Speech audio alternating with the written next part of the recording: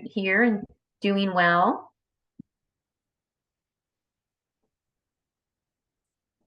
Great. All right, so welcome. I'm just going to give us maybe one more minute to give others an opportunity to log in before we dive in to our time together today.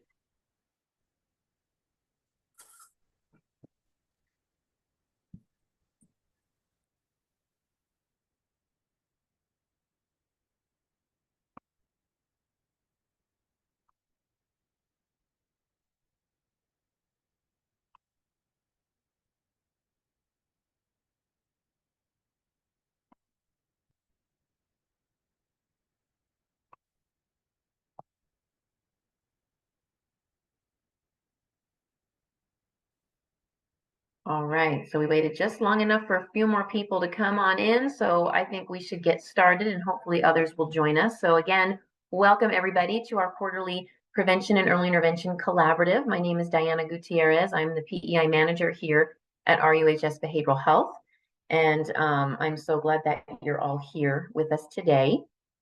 I want to get to know who's in the room with us today. So we're going to do a quick poll to get a sense of who's with us. Since there is a big group, I don't want to spend a whole lot of time on it. So instead, we'll do this poll. So you should see the poll up on your screen now. Those of you who've been here before, you are familiar with this. We just kind of want to know what area of the county you represent, who you serve, what best describes your work setting, and then just for fun, I'm asking everybody, would you rather do something you love and make just enough money to get by, or do something that you hate but make billions of dollars? Give us a chance to get to know each other a little bit and how we think about the world around us. So as people are entering and you guys are considering the questions, I'm going to just give a couple of minutes to allow people to contemplate number 4.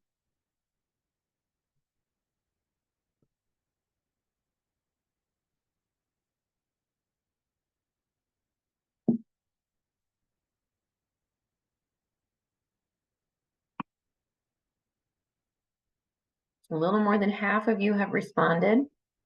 Let's see if we can get 100% people responding.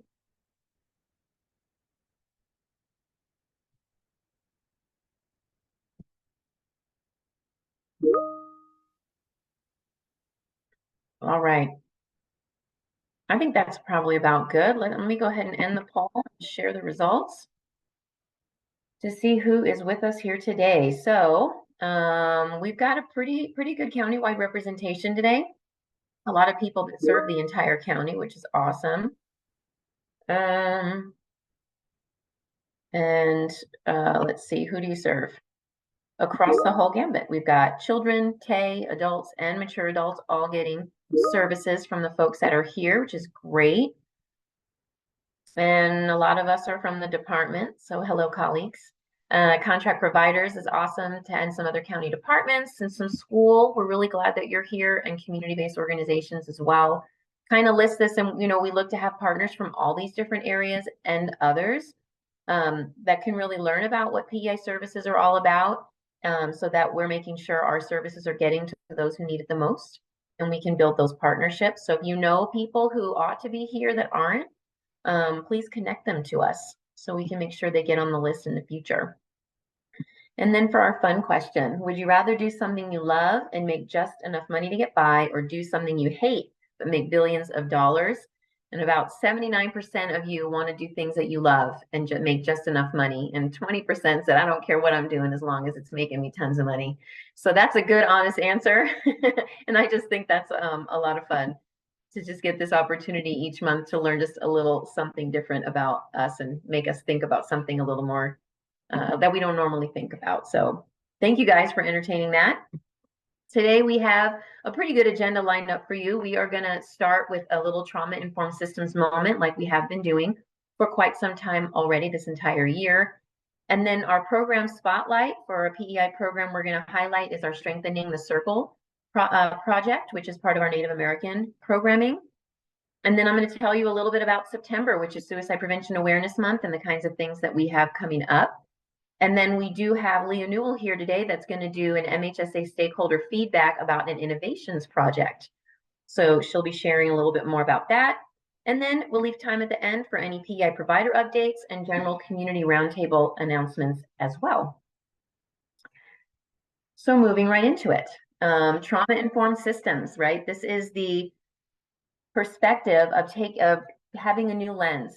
Instead of looking at what's wrong with you, looking at what's happened to you and recognizing that all people are impacted by trauma, not just those that we serve, but we are part of our own community and we all have our own experiences with trauma, and how that shows up for us every day and in our work life has impacts on our teams, on our work setting, and those that we serve. So TIS is really about taking a moment to consider how we are navigating our own traumas and how we support other people that we work with in their traumas, so that we are creating a safer space, a space that is more conducive to the work that we do. And so each month we take a look at particular principles that the trauma-informed systems model highlights. And for the month of August, we are looking at cultural humility and equity, which is recognizing that we all come from diverse social and cultural groups, and we experience and react to trauma in different ways. But that when we can understand that a little bit more about each other, that we can create safer spaces where people feel understood, that is how equity is advanced. And so I have just a little short video clip here to hear what this gentleman talks about in terms of that in the work setting. So let's take a listen. When I look at inclusion at work and how companies should approach it, it's really, inclusion is such a individual phenomenon. And organizations need to have strategies and processes and systems to support individuals being inclusive. But if it's really going to happen and be at work in an everyday reality place, it's going to be people having real conversations about real topics to achieve real objectives for the organization's success. And I think the shift of the business over the years has been organizational strategies are important, but individual accountability, individual value, individual involvement is much more important. So what's needed, I can't say here's what's inclusive for you, Chris, or here's what's inclusive for the next person. It's like, here's what inclusion looks like. It's going to be me giving you feedback around that. And then also, I think for organizations to really see it at work, they got to keep up data and stats around how things are changing based on the culture changing when this inclusion is actually at play. I think we've looked at this subject so generically and so big, we don't see that individual value. Now, people will come to us and give us anecdotal information all the time. Here's the things that are changing. Here's what's going on. But you need information that says, we now have our meetings more effectively. I now feel like I can speak my opinion. I now feel like I can be an organizational change agent and feel like people are going to hear what I'm saying. So when I see inclusion at work, I see empowered people. I see people thinking more about the company's objectives versus their individual issues. And I hear people sharing their truth. And so when those things take place, for me, that's when I know inclusion is at work, is going on, and it's moving away from this kind of old problem-solving mindset, but moving to this place of vision where we're maximizing the potential of all people. All right. So in light of that, I wonder how this video has sort of landed for some of you and any thoughts you have around this particular principle, cultural humility and equity in the workplace. You can feel free to unmute and add in some thoughts. You can throw something in the chat, however you're comfortable, but I'd love to hear your thoughts about this.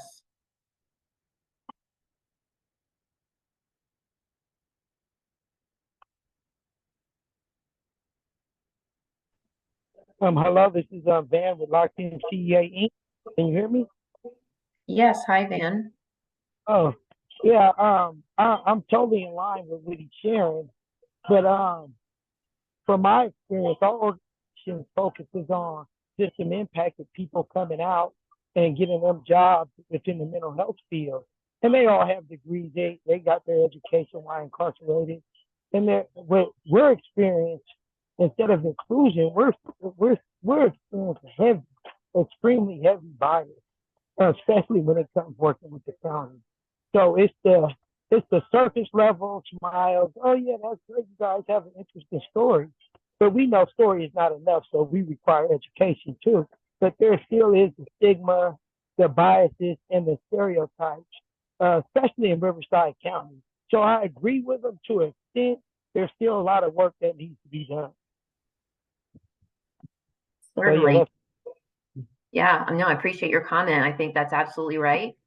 And I think one of the things we hope as we visit these principles each month is how each organization in themselves can begin, or each team can begin to look at how do these principles apply? How do we live them? How do we practice them? So that we may not be able to change an entire system in one day, but how can we as teams begin to change slowly over time? And the more teams that impact, then we have a greater impact on the overall system. But you're right, lots of work to do. Thank you for that. Anybody else?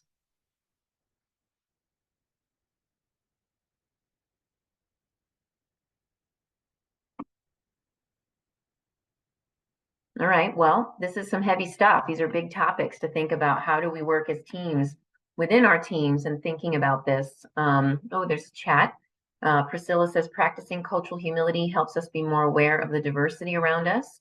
It's important in meeting others where they are and understanding that not every situation is cookie cutter. Absolutely. Absolutely. And so just like he said, having that individual response, it's not like this is what inclusion looks like, you know, definitively. It's more like, how does it fit for each person? Absolutely. And Abigail says, I think these principles show best in doing collaborative work. Yeah. Yeah. Collaborative work on your team, between organizations. Absolutely. Great. Anyone else?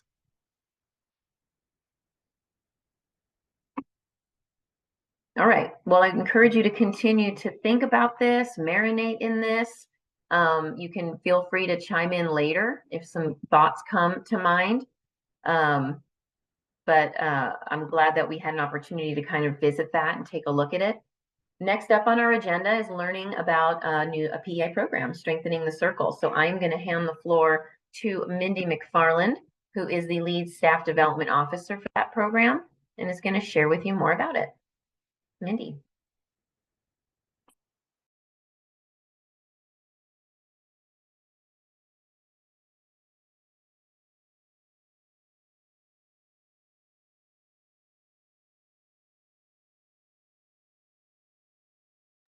You're muted, Mindy. Okay, I was just looking to see that I had the right screen sharing. And is that good? Everyone sees it? All right, perfect. So I'm going to share with you about one of our PEI programs, Celebrating Families, Strengthening the Circle. And so there's 3 different program components that make up this this project or this program. So the first is the Wellbriety Celebrating Families program. We also have integrated a component that offers cognitive behavioral therapy, and also the Gathering of Native Americans, or AGONA. So we'll go over just a little bit of what these different components are and what they offer to the community. So the Wellbriety Celebrating Families program is an evidence-based practice that has been listed on the Federal Substance Abuse and Mental Health Services Administration, easy for me to say, or SAMHSA, and also the National Registry of Effective Programs and Practices since 2008. This program is designed to work with everyone in the family from ages 3 to through adults. Its purpose is to heal families who are affected by alcohol and drug abuse, and recognizing and incorporating traditional cultural teachings and practices. It begins every group session with a family or shared meal, followed by breakout groups that include developmentally appropriate activities led by the group facilitators. And at the end, family members are able to reconnect in activities to learn how to apply these new skills and interact in healthy ways. It also integrates parenting skills with strategies on how to break the cycle of addiction. And our provider, which is Riverside San Bernardino County Indian Health, Inc., has been able to collaborate with the developer of the program to better meet the local community needs. So they've been able to design this curriculum to be delivered over the course of 11 weeks. So evaluation reports on the actual Celebrating Families program show results that are statistically significant with a very large effect sizes indicating that parents are increasing their social and emotional skills, as well as their health promotion skills, and also indicating that families are increasing their communication skills, family organization, and also family cohesion. Here is a little breakdown of what our participants go through in the 11-week program. So we start off with an orientation, which is just getting started, introducing them to the structure of the program, getting to know one another. And in this first session, we're trying to establish trust in the group leaders, or with the group leaders, and also among the group members. Session 2, we focus on healthy living and also nutrition. So this is where we also introduce the medicine wheel, or also sometimes referred to as the healthy living circle. We have our values reviewed. We review healthy living and what that means. And the main concept in this session is the 4 parts of the healthy living circle, or the medicine wheel: physical, mental, emotional, and spiritual, and how healthy eating is important in helping us to maintain balance in those areas. The third session focuses on communication, feelings, and defenses. It covers the 4 styles of parent communication, how to use effective I messages, active listening with family members, and also getting to know our own feelings and how to express them safely. And we just cover how all feelings are important, and also just how we express them matters. In session 4, we cover anger management. So here the main concept is we want to teach that anger can be expressed safely. So it covers steps to help manage anger and helping our children with their anger. So as parents, how do we do that? And how do we manage anger safely in our family? Session 5 is facts about alcohol, tobacco, and other drugs. And the main concept focuses on that alcohol, tobacco, and other drugs affects our bodies, our minds, our emotions, and our relationships. So it affects everything in that healthy living circle. That leads us to session 6, where we talk about chemical dependency is a disease. We review how our brain chemistry and addiction, how that works together. And when we talk to our children about alcohol, tobacco, and other drugs, the main concept is to kind of emphasize that chemical dependency is a disease. And then in session 7, how chemical dependency also affects the whole family. So the main concept is that if one family member is chemically dependent, then the whole family is affected. And how does that look in our families? In session 8, we focus on goal setting and making healthy choices. So for this, we emphasize learning the steps of setting and achieving a goal, how to make those healthy choices. And also in session 9, we're doing healthy boundaries, healthy friendships and relationships, really emphasizing this concept also how our body belongs to us and only us, making healthy versus unhealthy boundaries and choices, how to say no, so kind of some refusal skills, and also identification of friends and partners who are safe and trustworthy. In session 10, we talk about how we learn and our uniqueness. So recognizing individual learning styles, understanding how we are unique and special. And in session 11, it's the celebration. So our families come together to celebrate how they have grown. And so here's some photos of some families who participated in the program. So just their graduation and that celebration. And I'll go over the cognitive behavioral therapy component. So this has been incorporated as an element into our program to address the early symptoms of depression and anxiety. Cognitive behavioral therapy emphasizes how our thinking interacts or with how we feel and also with what we do. CBT has been found to be effective in reducing symptoms of depression and or anxiety. It's meant to be just brief, time limited, and present-centered form of treatment that can be provided in a group or individual settings, either with people that are participating in the Celebrating Families program or outside of that realm as well.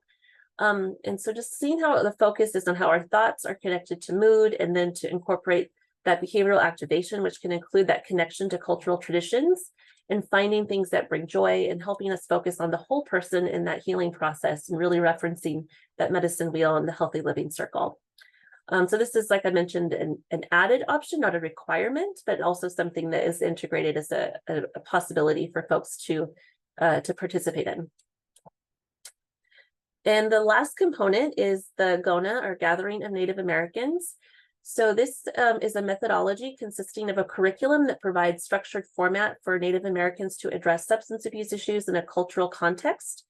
The GONA curriculum was developed by a consensus of Native American professional educators and clinicians organized by the Center for Substance Abuse Prevention at the Substance Abuse and Mental Health Services Administration in the early 1990s. It's recognized by SAMHSA as an effective culture-based intervention. So the curriculum focuses on substance abuse and mental health issues, underlying addictions, and also self-destructive behavior. Community healing from historical and also cultural trauma is a central theme of the GONA approach. So this includes an understanding and feeling of self, family, and community. And the curriculum focuses not only on alcohol and substance abuse, but the many underlying issues that may lead to individuals, families, and communities becoming at risk for addictions and other self-destructive behaviors. So the curriculum recognizes the important role that Native American values, traditions, and spirituality play on healing from the effects of historical trauma and substance abuse. And so they cover 4 main themes of the curriculum. So these are belonging, mastery, interdependence, and also generosity. And the implementation of GONA in Riverside County's program will be held over a 2-day period, and this can be targeted to specific groups within our population, as well as youth, elders, military veterans. It's not only for those who are partaking in the Celebrating Families program, but for the community at large to come together and participate in healing in this way. And so that is a little bit about the GONA, and there are some pictures that we have some pictures from a GONA that was recently held, I believe, at the Saboba Reservation. So a lot of fun and traditional things happening there and healing.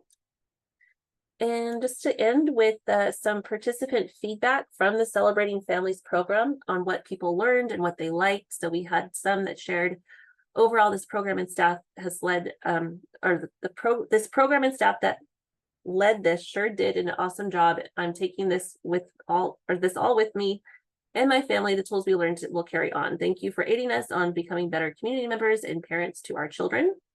Also, that I learned how to talk to my children and make them feel value. It taught me how to express myself in healthy ways and that my family can understand. And I liked how we all joined together for a meal each week to sit down and eat as a family. I also liked the information it provided with the insight my husband and I got out of it. I really enjoyed the counselors and their experiences that they shared with us. I also like that it helps families who come from drug addiction and past trauma. And so for more information, you can contact our provider. Our contact there for the program lead is Julie Andrews. And so her information is here. And also just to highlight that Rishibishi does have 8 clinic locations throughout the Inland Empire. So if you're able to reach them, any of their other services they may offer. And that is the program. Any questions?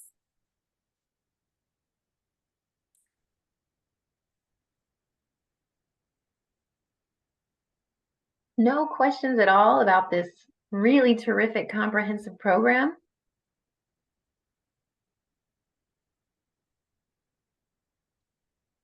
Any comments of support? Do you like what you learned about today? Do you think this is a good program for our community?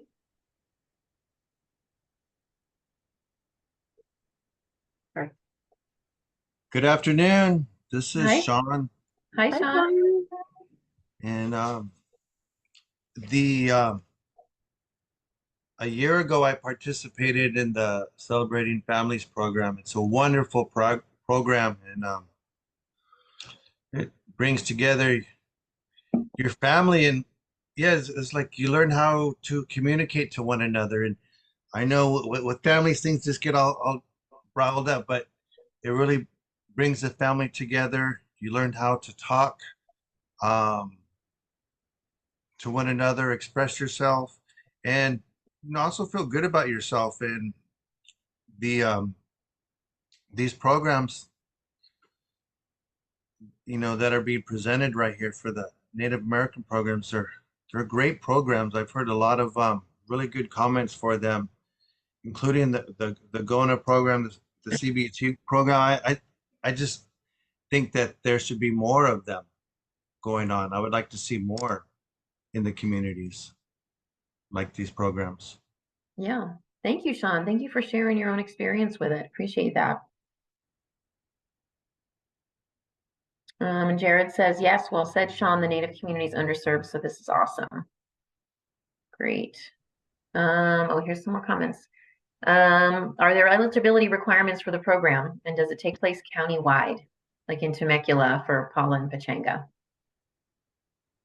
Mindy? Yes, it does take place countywide. There's not really any requirements other than that the families identify as Native, and then also that they have their parents of children in that age range that can participate as well. It is a family program, the Celebrating Families component, but the CBT component is something that can be separate or offered in conjunction with the Celebrating Families.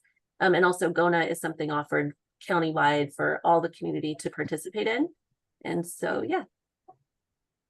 Great. And Cindy says, it sounds like an amazing program to reunite one another. Change has to start somewhere, and this is a great start. And Larissa is asking if we can get a PDF flyer for the program to promote at the Family Resource Centers. Yes, I could send that to Miriam, and we can send that off for our provider to share out about the program. Terrific. Joel. Hey everyone, I just want to say this is a great opportunity, especially right now since holidays are upon us. So families having difficulty communicating with families, I think this would be a good opportunity to try to make amends, especially Thanksgiving's coming up, Christmas coming up, all the holidays. So it's a good opportunity. Absolutely. Thank you, Joel. Any other comments or questions? All right. Well, thank you, Mindy, for that presentation. It's always great to highlight one of our awesome providers. You're welcome. Thank you. I'm going to get us back up. There we go. Okay, so moving right along into our agenda, we are going to talk a little bit about Suicide Prevention Awareness Month. That's what we focus on in September. The idea is we want to decrease stigma that's related to the topic of suicide and increase awareness about suicide prevention. And this year, the theme is Share Hope Together. This theme reflects the importance, value, and power of the act of sharing. By sharing hope with one another and throughout our communities, we can support and help connect individuals to resources, allowing us to take action for suicide prevention together. Our partners at Take Action for Mental Health have developed digital suicide prevention activation kits that are free to download. Suicide prevention resources are available in English and in Spanish, and it includes activities that can be done individually, as a group in communities, as well as virtually at home. You can download everything for free at suicideispreventable.org. And down at the bottom of the screen, you'll see an option to click Suicide Prevention Week Kit. And that's where you'll find the downloadable toolkit. That toolkit includes digital website banners and a Zoom background. But I will tell you that the Zoom background they have is different than the one you see behind me today. So the one that is behind me, you will also receive that. All of you will get an email blast next week that next week, or the Suicide Prevention Week, that will have more information about Suicide Prevention Month activities, kind of a little bit more about what I'm sharing here today. And it will include this Zoom background. That is something that the RUHS Behavioral Health marketing team created, and you're free and welcome to use this, please, if you'd like, throughout the month of September. That toolkit on the website also has infographics and flyers that you can use to share information, some social media posts and images that you can ready to use. So you don't have to create anything, just something that makes it easy to put up. And then there's other kinds of resources and tip sheets and things like that that you can also download at no cost. And so here locally, what we're going to do is we have become a regional sponsor for this year's Out of Darkness Walk throughout the Inland Empire.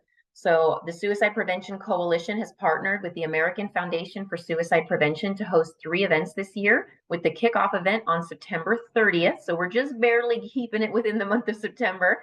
And that's going to be at Fairmount Park in Riverside. So go ahead and scan that QR code that's on the screen, and that will get you right to our coalition's page so that you can register. We would love to have you join our team. The team's name is RC Suicide Prevention Coalition. Everybody that joins our team and attends the walk on the 30th will receive a free shirt that's going to have imagery that's similar to what's on the Zoom background. So we really ask you to please share this information. We'll be sending out a broad email with this flyer as well, so that you can share it broadly. We want as many people to come, and whether you've experienced a loss to suicide, this is an opportunity for some remembrance, but also as an ally for suicide prevention awareness. So we're hoping that we can have a really large team. This is a fundraising effort for the American Foundation for Suicide Prevention, and an opportunity for all of us to really band together here in Riverside County and bring awareness to this really important issue. So we hope that you'll join us. And then, of course, PEI is continuing to offer our typical menu of trainings, and we will have all of them scheduled during the month of September. So this flyer will also be shared with you after this meeting, but you can click that QR code and get right to our registration page. So if you haven't taken these trainings yet, we encourage you to sign up. If you have and you recommend them to others, please share this information out as broadly as you can. These trainings are free to anyone who lives or works in Riverside County. And our goal is really to train absolutely everyone that lives here. So we would ask that you would help us share that information. And then the final announcement I want to make about our suicide prevention activities: the coalition is hosting its second annual conference on October 26th. So save that date. We will be at Agua Caliente in Rancho Mirage. And the theme for this year is creating hope through action, bridging the gap between spirituality and suicide prevention. And while we're still finalizing the agenda, it's really taking shape to be quite a powerful day, where we will hear from faith leaders and talk about spirituality and suicide prevention and all things mental health, and how faith communities can support individuals in our community. The overall purpose of the conference, of course, is to increase knowledge and awareness about suicide prevention, as well as reduce stigma related to suicide. So we hope that you'll join us on this day, that we hope will be full of learning, collaboration. There'll be networking opportunities. So be on the lookout. We will be sending out the registration information for this very soon, and we hope that you will join us. And also feel free to share that as widely as you can. So any comments or questions related to September or Suicide Prevention Coalition or efforts?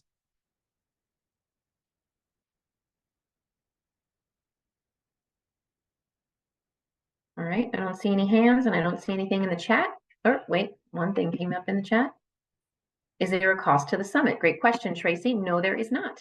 This will be completely MHSA funded, so space will be limited. So we do encourage you to register, and we really are aiming to have as much faith group representation, faith communities. So if you are part of a faith community, we would ask that you would share this information with your faith community to have them join us as well. And there will be a light breakfast and lunch will be served as well. And the crisis line will be there, Rosa says. Absolutely, you will. We're excited to have you. We will have a few limited vendor tables at that event this year. Any other questions? Or here we go. Can the flyers to these events be emailed? Yes, we will send you everything in an email after this meeting. Miriam will get that out. And then you're on our contact list. So all of those things are going to be sent out broadly during Suicide Prevention Awareness Week. So you'll probably get them a couple times. Anything else?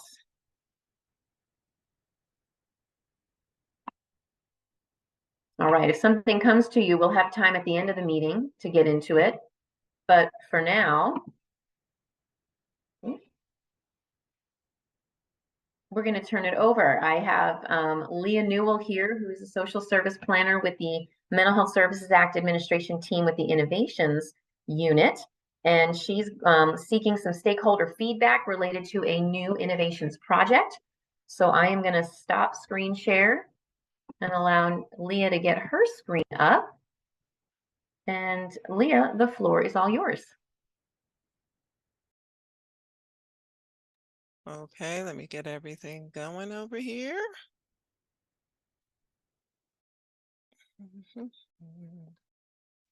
Can you see it yet? Let's see. Not yet. Oh, it's coming up. Can you see it? Yes, you're good. Okay, excellent. There's always a little delay. All righty then. All right, everyone. As Diana said, my name is Leah Newell, and I'm the MISA Innovation Lead, and MISA is the Mental Health Services Act. And we are a team of individuals pulling together an innovation proposal on eating disorder and an intensive outpatient program. So today, I'd like to take this opportunity. Wait, let me make sure I'm on the right screen. I have many screens. There we go. To first talk about the purpose of this this presentation, do just a slight definition of eating disorders and some eating disorders, just to orient some of you who may or may not be aware, and talk a little bit about what an innovation project is, and then present our proposed innovation proposal that is currently in the development phase, and then ask for some thoughts. I also have a survey link and QR code, so if you can't think of things while we're discussing it today, you can feel free to go ahead and go to that link and share some additional information with us. Okay, so we'll get moving. So basically the purpose today is to share information about this potential innovation project. As I said, it's through the MISA Mental Health Services Act program. And we are in the development phase. So part of that phase is to involve stakeholders in the development of the project.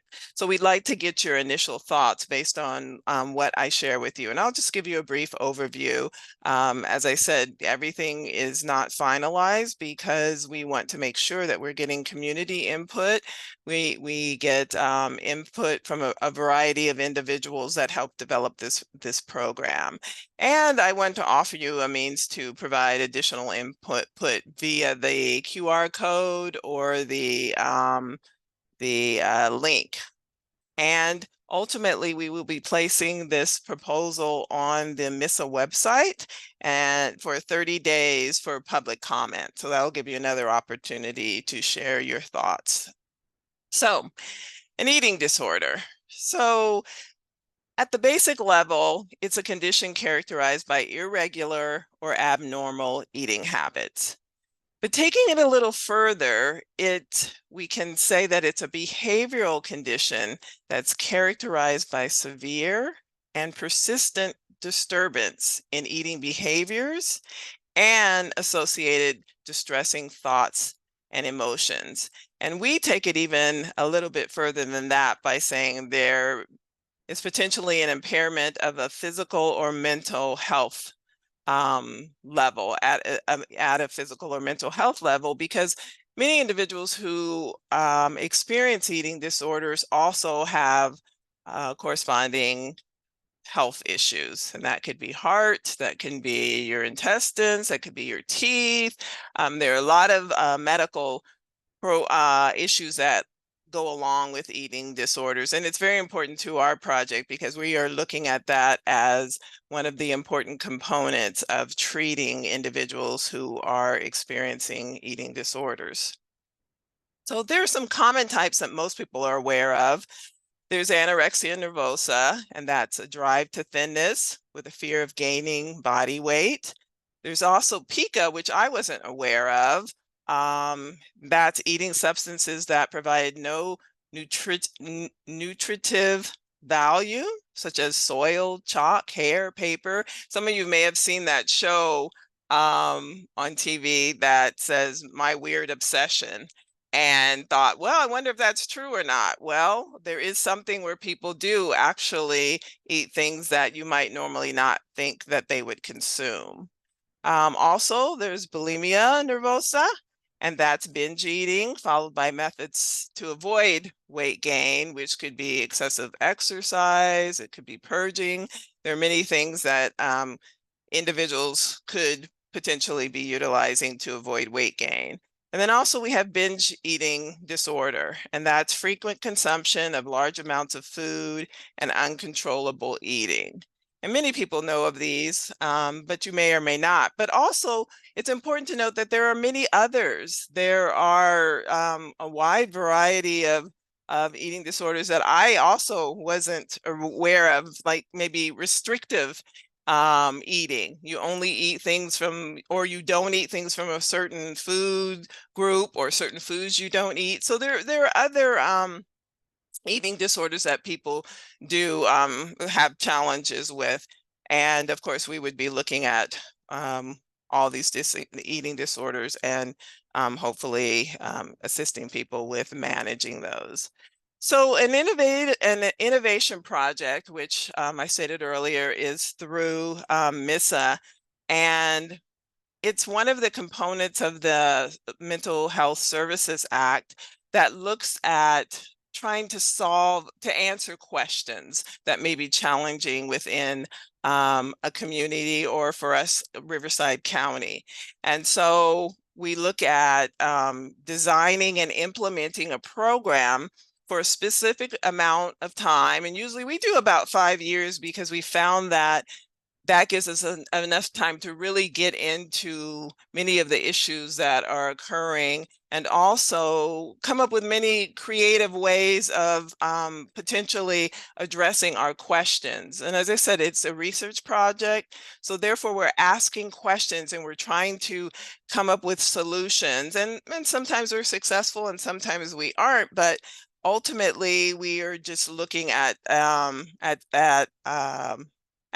issue and kind of dissecting it while we're implementing a program. So we're utilizing our program kind of as a pilot to answering our questions.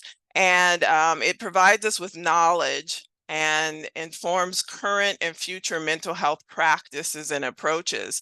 And it's very important that through the MISA program and through innovation, that many of these learnings are then shared with other counties so that they can utilize this information and potentially implement it in their own counties. So the learning and the successes don't end with Riverside County. We do our best to share that information. It is one of the components of the program, and then other individuals can benefit from that.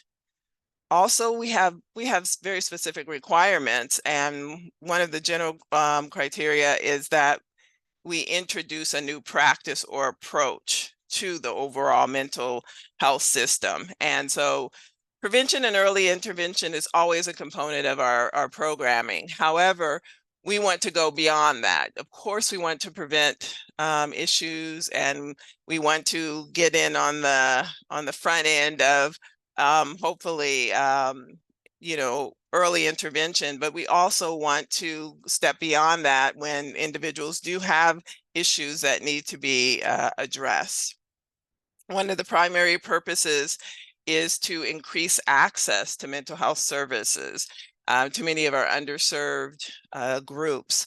Oftentimes, these individuals are either unserved or underserved, and these can be ethnic groups or these can be cultural groups. It could be our deaf and hard of hearing community, those with disabilities. It could be our LGBTQAI plus community. So there are a lot of communities, and when it comes to eating disorders, our LGBTQAI plus community and our African American community and a few others are really high in the percentages of challenges within the eating disorder realm. So we also want to, as always, increase the quality of mental health services. So we're looking to do more than just the basics. We're always trying to look at the whole person and see how we can find a way of reaching those individuals and providing services that that help them fully deal with whatever challenges they may have. And we are, as I kind of mentioned earlier, we're promoting collaboration. So we want to collaborate with our other organizations who may be doing something similar. We want to collaborate with in other county departments or community-based organizations who are dealing with the same topics, so that we can already utilize services that are in place and we can support individuals who are doing this work. Oops. Sorry about that. There we go. So some of the parameters of the innovation project are, first, that we have to have our program approved by the Mental Health Services Oversight and Accountability Commission, which is out of Sacramento, and they are the California-based oversight commission. And they are the ones who approve the projects and allocate the funds for this. And we're hoping to present this proposal to them in January. And they will, they will decide whether or not we will be able to move forward with this proposal. We, of course, have a need, an identified need. We have, through research and input from practitioners and community members, the need for eating disorder, for an intensive outpatient program for eating disorders surfaced. And so then we continue to do research to see if, is this affecting our underrepresented communities? Is this something that's really, are the numbers going up higher in Riverside County? Are there other people, we can collaborate with to make sure that we're successful in this endeavor? So we looked into all types of research, and we will continue to do that throughout the program, not only to submit the proposal, but also after the project hopefully is approved, we will continue this process, because, as I said, it's a research project, so it's ever changing, and sometimes we'll go in one direction and maybe it doesn't work, and then we'll go in another, and we will continue to always look for collaboration opportunities, and also watch things as they change over the years, because if this is indeed a long-term program, often things do change over the years. And ultimately, we're looking to learn. So we're looking to make sure that we're not doing things the same way they've always been done. Even though this would be a new project for us, there are some components of putting forth a program that could be, the same old way. And we want to make sure that we're looking at very innovative ways of approaching this learning process. And ultimately, we hope that it will be approved first by our local Behavioral Health Commission here in Riverside County. We will, again, as I mentioned earlier, put it up for a 30-day public comment period, so the community can comment on, on the project. And it's a great opportunity to tell us, oh, this sounds great, but I think you missed this piece, or, oh, I really like that part. But we need to have the community, tell us what they think, because it's the perfect opportunity to even look out for your community. If you feel that you've been left out of the plan, or your community has been, then you should share that with us so that we can make sure we incorporate it before we do our final submission. Then the Board of Supervisors has to approve it, and then again, the statewide commission. So now to get to the innovation project itself. So what we're looking at is to develop an intensive out treatment program. And so currently we do have eating disorder practitioners, and people are serviced for eating disorders. However, after they're seen, we as a county don't have a program for intensive outpatient care. We have there are many private organizations that have outpatient care, and also that have residential care, but we don't. And we want to make sure that our community has access to care. So that's where this whole idea came from, is that, hey, we see a piece that's missing in our services, and we also see a need. So let's look at kind of examining it. Can this work? Can we implement it, be the first county? I haven't yet been able to find another county that is doing this. So can we be the first county, or at least if there is one of the counties that's actually implementing an outpatient program? An intensive outpatient program normally runs between 5 and 6 days a week, maybe 4 to 6 hours a day. All of that can be determined. And of course, it's an eating disorder behavioral health care facility. But also, one of the things that we would like to incorporate is embedding this program into a CHC, a community health clinic. And the idea behind that is that they provide primary care services, and many of our clients would need those services.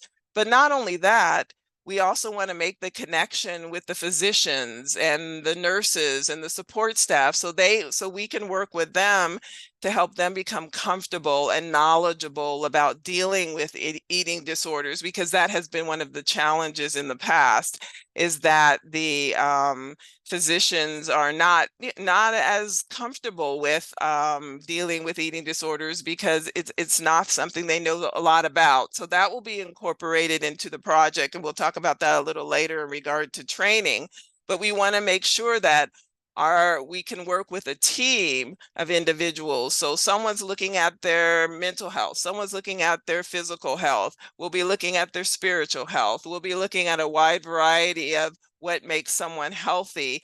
And when you have those individuals close at hand, there's more of an opportunity to make sure that you continue to work with each other and learn with each other. And then we also want this to be culture centered. So as I said before, we'll be looking at those individuals who are unrepresented or underrepresented. And historically, there have been many communities that have not even been diagnosed with eating disorders, because for some reason or another, they don't present as the normal and as the expected eating disorder client. And so their symptoms are missed and they are not diagnosed.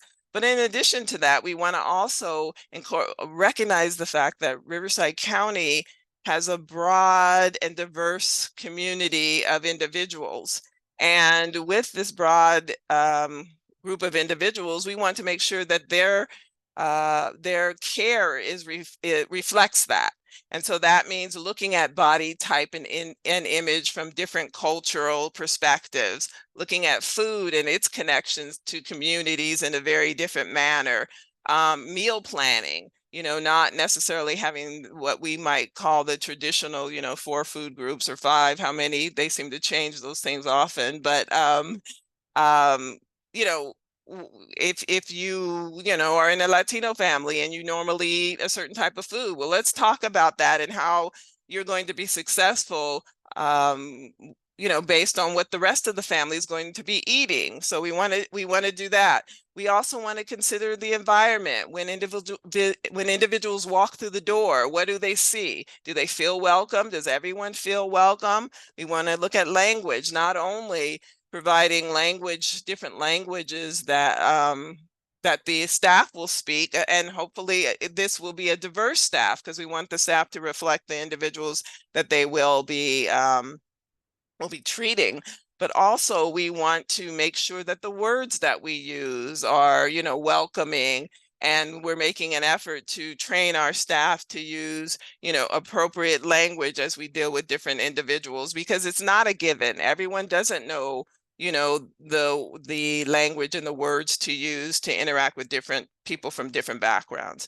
Then we want to have a training component, and that's, again, going back to the medical staff. We want to make sure that they can become more comfortable and knowledgeable about eating disorders. But we also want that to be the case for the families and for the staff, all staff that's working with the eating disorder consumers. And that's the ones who work with them every day too. We want to make sure that we have professional development for everyone, because so that everyone can continue to learn, and the community at large, the partners, people who are referring individuals.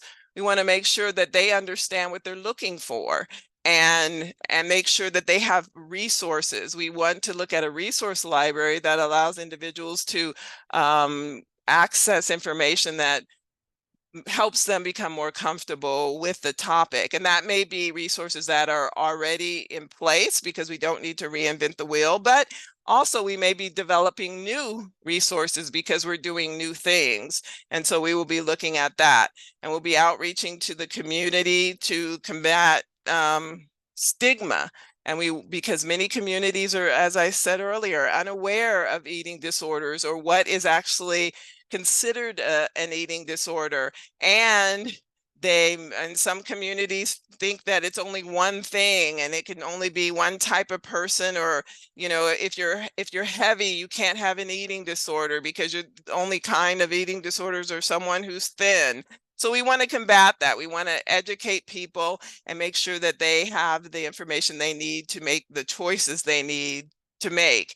And ultimately, we want to make sure that our staff is well taken care of, because this is a tough program, because if it's intensive for the consumers, it's intensive for the staff. And so we want to make sure that the staff is cared for both mentally and physically. And so we want to look into, you know, maybe some innovative things into making sure that they can decompress and that they are ready to meet each day in a positive manner. So we're targeting both youth and adults, because adults traditionally have been undiagnosed. And so we want to give them an opportunity. They may have had an eating disorder for 20 years, and we want to give them an opportunity to, you know, finally get some services. And then also we of course will have opportunities for youth. So these will probably be parallel programs. Again, we're still working on what this will exactly look like. In addition to this, as I mentioned earlier, this is new to the county, having an intensive out treatment program. So we'll also be taking a look at the whole infrastructure and how we would adapt to a public facility to versus having, you know, this as a private entity. So we'll look at variations and choices, regulations, all kinds of things that are new to us, to see, you know, what we need to do to kind of make adjustments to ensure that this program is successful. And this can be very useful to other counties, because we really do hope ultimately that we're not the only county that you know, implements this outpatient program. So, you know, as a summary, basically we're looking to integrate behavioral and primary health care together for eating disorder services. We want to, you know, expand the knowledge, confidence, competency surrounding eating disorders for a wide variety of individuals. And we want to address the stigma so that people will actually reach out and are encouraged to get treatment and to support those who are getting treatment. You know, one of the sayings that I always look at, and the reason I added this, is from Langston Hughes. He says, "I have discovered in life that there are ways of getting almost anywhere you want to go if you really want to go." And our team is committed. You know, we are excited about this program, and we want, you know, there's so many wonderful components to it. And so we feel encouraged that there's a lot that needs to be done, but that it can be done, and it indeed can be successful. So as I mentioned, there is a brief survey, and there's a QR code and a link. And I do have, I did make a screenshot of this, so I think I can drop it into the chat so that you can also have access to it. And it just asks you, it's very brief. It just asks you some additional questions about your knowledge of eating disorders and about, you know, the project or some specific things. If you happen to be intimately connected to someone who has an eating disorder, or you are a provider who is providing services to individuals. So it's a general survey. So I'd appreciate if you would take the time to do that. And as I said, it is short. So again, I will drop that into the chat and you will be able to provide some additional information. And so basically that is the program and that's where we're going. That's a summary, and we're getting, you know, we're getting information in every day, and we're trying to get this project developed and ready to send to the commission. So at this point, if people have any thoughts or questions or ideas about the program, I would be happy to hear what you have to say. Hi, Leah. This is Maria T. Gonzalez. Can you put back the what is it, the PowerPoint with the QR code? I wanted to do can. I wanted to Wait. do a screenshot. Wait, hold on. I have a screenshot that I am going to drop in the Oh, chat, okay. but you can, if you'd like. There you go. Thank you so Okay. much. You're welcome. You're welcome. Leah, there are some comments in the chat. I'll read them for you. Thank you. Jared says, I just want to say thank you so much for developing an ED outpatient program for Riverside County. We often discuss in our meetings at Operation Safe House the need to have no or low cost ED programs for families in TAY within the county. So thank you for doing the work to see this hopefully to fruition. We really appreciate it. And then Abigail says, I suggest taking a look at the work of Nalgona Positivity Pride. It's an unconventional grassroots ED organization that also centers BIPOC communities and possibly inviting them to a conversation. And it's also started by a Riverside County native. And then there's a link in there, so you probably want to go to the chat and grab that. Yeah, And I think I may. Dakota put the link to the survey in the chat too. Thanks, Dakota. Yeah. And I want to introduce Novan. He's on here too. And he's actually, we're partnering together to develop this. So blood, sweat, and tears together. And I just wanted to introduce him because you guys may know him. And if you have thoughts, especially since a lot of people on here are from BH, you know, you can reach out to him also and, you know, let him know your thoughts and your ideas and your opinions. So please feel free to do that. You know, information to either of us is to both of us. So great. Dr. Navarro has her hand up. Okay. Hello. Yeah, so thank you for that. So I think in one of your slides, the goal, like looking at addressing, you know, addressing the stigma. But one of the things that I find in programs like these, especially ones that are unique, and kind of echoing what Jared said, is that we, you know, addressing the barriers is even higher or at the same level as the stigma. So for example, if we're going to create criteria that they're only Medi-Cal or Medi-Cal eligible, then that takes out a lot of other families who may not otherwise have access to an eating disorder, you know, program. So again, kind of similar to Jared's comment about low or low cost or sliding scale fees. So I think that we really need to take a look, consider what are some of those potential barriers that are either unintentional or intentional that, you know, we need to figure out a way to address it. So if it is going to be, for example, financial is something that's going to be a huge barrier, are there other people that we can partner with who might be able to pay, you know, for that? Or if it is, you know, with private insurance and getting them their buy-in so that they can also pay for the program. So I think that we need to scale up and think in that way also, but definitely bottom line is really addressing the barriers or potential barriers that might get in the way for people to access that program. And I think that's great. Thanks, Ernalyn. We are definitely looking at funding from, you know, from MISA Innovation, and we have considered looking at Medi-Cal dollars too, but really the innovation programs, we try our best to make sure that everyone has access. So I hear you.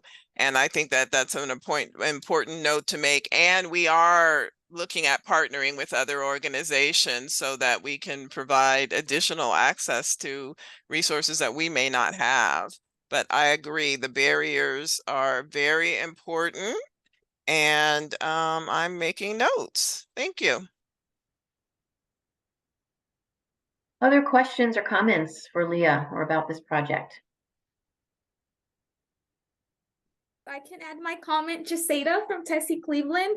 I'm actually ecstatic to hear about this program that's in the work because I know I've had clients in the past with eating disorders. So I feel sometimes even higher needs past the mental health support that they need.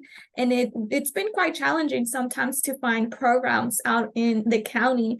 And I remember in a particular situation, the recommendation was for an intensive program. And I remember when I was resourcing and trying to support the family and linking them to the right program, all the resource available would sometimes be out in LA, or they would have to go down to like San Diego because the programs available in our area were not meeting the needs of this client. So I think this is great that finally something is in the works that will support this community. So it's great to hear. So I hope to stay in the loop to see how it progresses. Excellent. Good. Yes, please.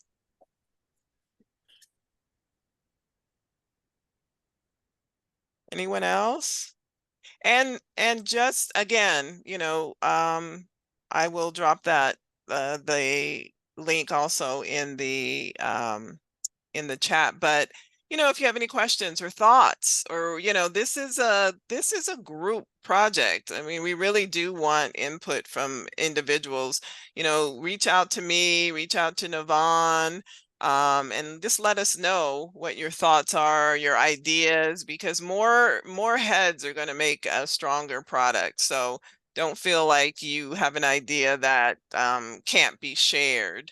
And also, go ahead and, if you will, fill out that brief survey. There are some questions there that will also provide us with some additional information.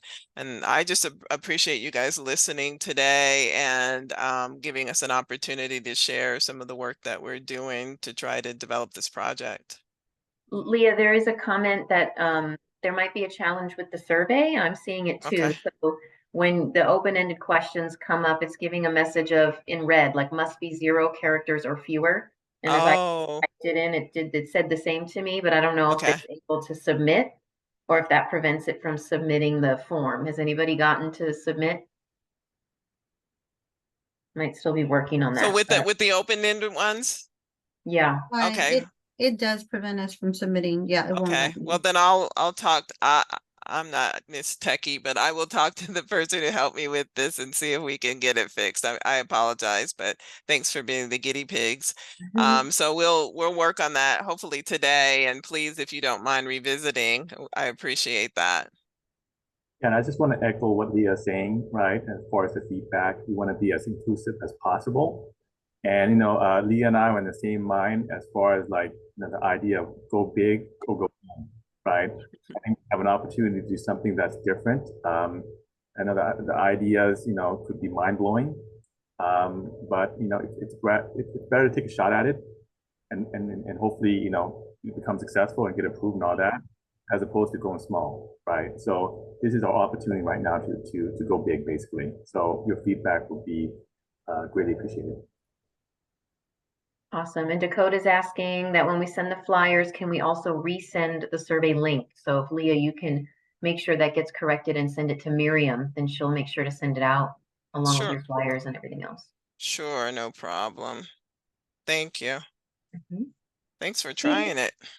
Yeah. Any other questions or comments?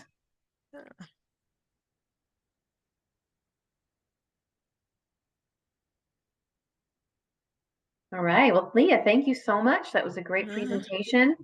Appreciate you being here and sharing this with us. Thank you, Diana. I appreciate the time.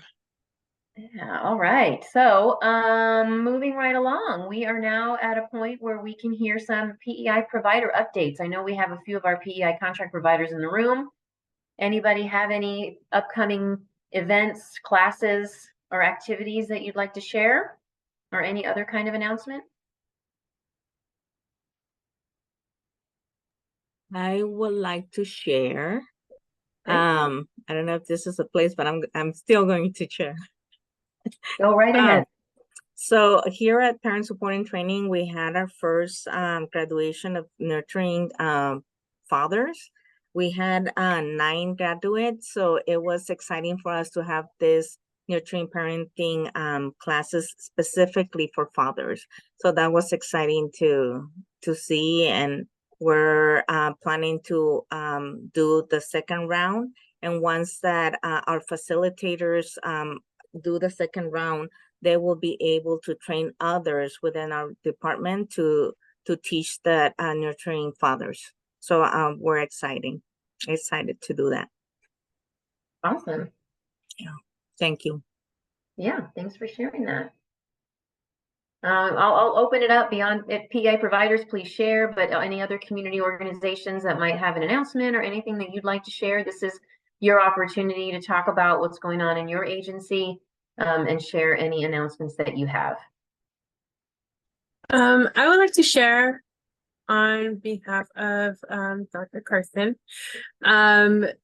So we've been working on getting ourselves accredited to be on to be with 988. And we just went through our accreditation visit last Thursday, and thank you, Diana, for helping us out with that as well. And so we went through the visit, and now we were recommended for immediate and unconditional accreditation after our visit. So we're going to be moving on to possibly getting into our 980 as a go through the crisis helpline. That is amazing. That's definitely what we want, is to get our local call center. For those of you that are less familiar with it, 988 is the National Suicide Prevention Lifeline that you should be familiar with. However, the closest call center that we have that's part of the network is in LA County. So right now, anybody from Riverside that calls 988 will get directed to the Los Angeles RUHS Center and then get resources via that agency. So we have been very supportive of our local helpline through United Way. That is a 24/7 crisis line to be added into the network. So then when that happens, then Riverside County callers will be directly routed to that local call center. So someone from Riverside that knows Riverside resources will be answering the phone and able to get support for that individual. So fingers and toes crossed, everybody. This has been a long trip, and we are hoping that they get access into that network. And I think that will provide a lot better services to our community members. So great news, Rosa. Thanks for sharing that. Other announcements? Hello. This is okay. There I go. There I am. Hello. This is Van from Locked In CA Inc. We're offering a training in December for certified counselors and RATs. What we're seeing across the board in outpatient facilities and in detox facility is a real disconnect with staff really knowing how to do documentation, struggling with documentation, struggling with connecting with clients for long-term success. So what we're doing, we did it in LA, now we're taking it out here. We're offering a program, a 4 to 6 week training to train up their staff, the ones that are in the room with the outpatient, to really understand documentation, to get it done on time, and how to connect with clients where burnout doesn't so much happen so quick. So yeah, that's something that we're doing in December. Awesome. Van, if you want to share any flyers or anything you have about that, we're happy to send that out to the group. My email in the chat. So for any further questions, you could just email. Okay, terrific. Right. Thank you. Thank you. Dr. Navarro. Yeah, so I just wanted to let everybody know, so for our Asian Pacific subcommittee, we also have for the whole month of September a planned different activities for suicide prevention, starting with September 10 is actually the Worldwide Light a Candle Day. So our partners with Asian Pacific Counseling and Treatment Center is having a photo contest of taking a picture of a candle that you lit that day particularly, and then they also have planned candle making contests, which they will tie in, suicide prevention workshop along with the candle making. And then the Asian Pacific Task Force Subcommittee meeting on September 12th will be focusing on AAPI LGBTQ youth and suicide. So we are partnering with the LGBTQ subcommittee, CAGSI, to put together a panel discussion around suicide of our LGBTQ youth. And then at the end of the month, we have a film screening that also talks about suicide prevention for our AAPI youth. So we have a calendar of events that we're trying to finalize also. So we'll try to send that out as soon as we can. But again, there's different things that we have planned for the whole month of September, specifically geared for AAPI community, but you all are invited to learn a little bit more in terms of how suicide is affecting our communities. Awesome. Thanks for sharing that. That sounds like a great set of activities for the month. Terrific. We'll be happy to promote that for you. Other announcements?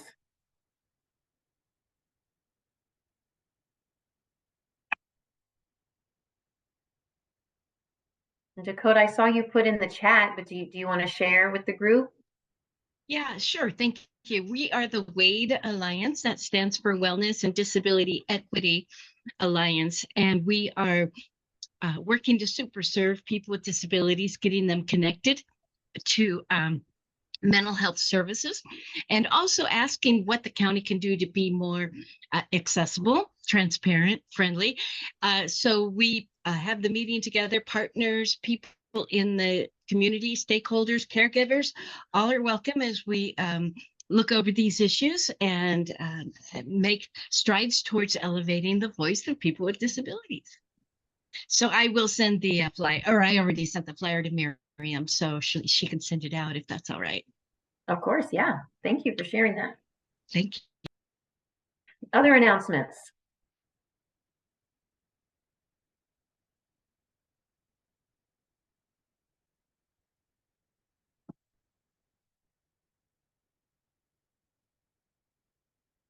All right. Well, if there isn't anything else to announce, I just want to remind you all. Oh, Diana.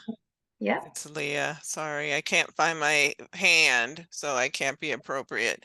Michelle tells me that Orly just fixed the Google Doc. She jumped in there and helped us out. Ooh, that was fast. So everybody get back into your Google survey. It should work now. Yeah. Let us know if it doesn't. Yeah, let us know. So thanks, Orly.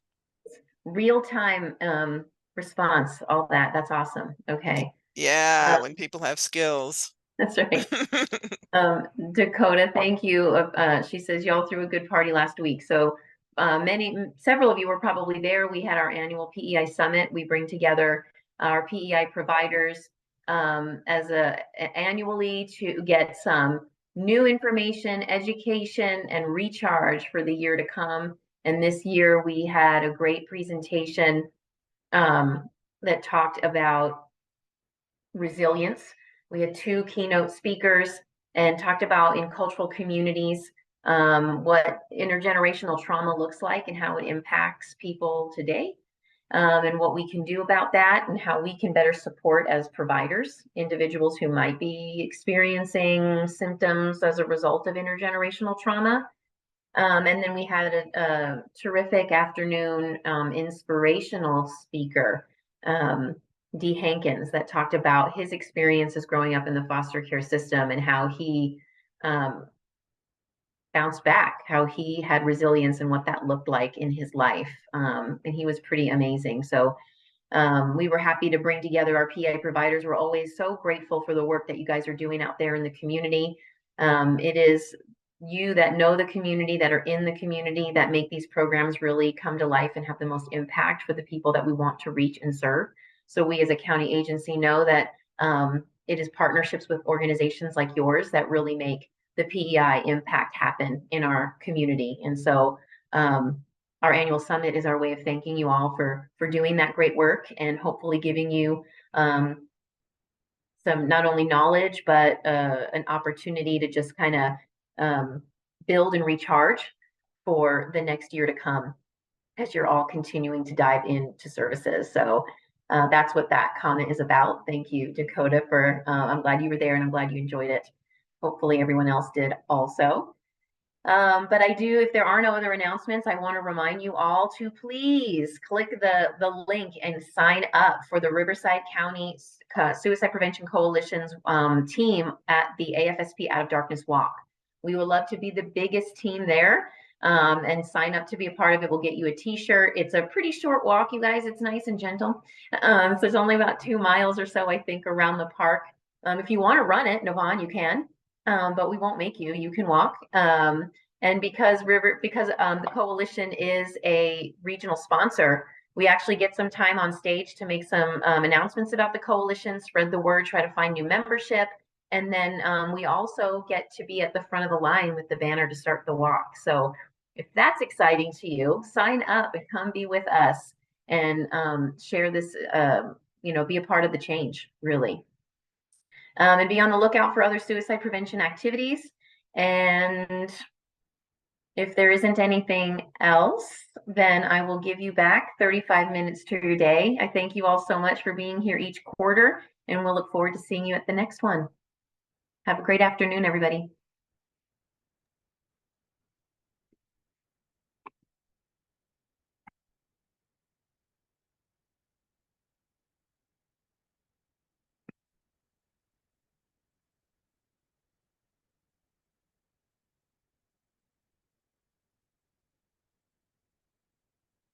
Oh, good, Denise, you are still here. I just sent you my email. Oh, you got it. Yes, I just said thank you. I don't know why. Did it change over the years?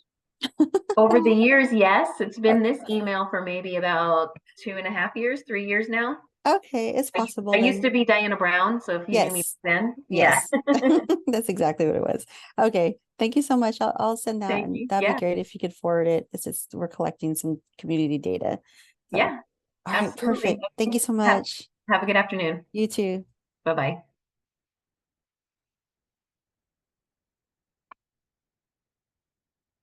Okay, there we go. All good?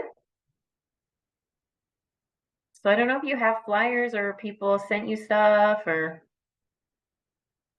you're muted. Sorry, just Dakota. She's the only one that sent it. Okay, so you just get whatever Leah wants you to have, and then the other Okay. stuff's ours, which I guess we're gonna send out. We're gonna send out the AFSP walk Yeah, soon. I think so, yeah. Yeah, so I'm hoping that email goes out like this week, today, tomorrow. Oh, the one that Maisha's gonna send?